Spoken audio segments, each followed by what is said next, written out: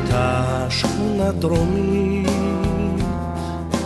בית אבי חוזר אל חלומי,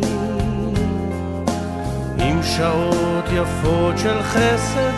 והקיץ במרפסת, בית אבי חוזר אל חלומי, עם שעות יפות של חסד והקיץ במרפסת, בית אבי חוזר אל חלומי. שם עומד הוא בין הדוכנים, וענן ענוג של תבלינים,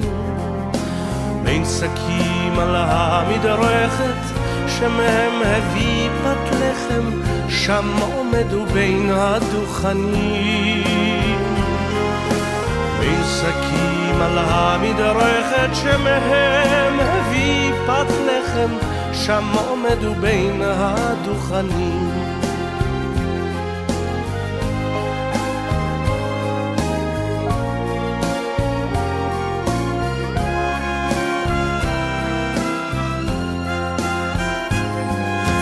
בית אבי יושב אל השולחן,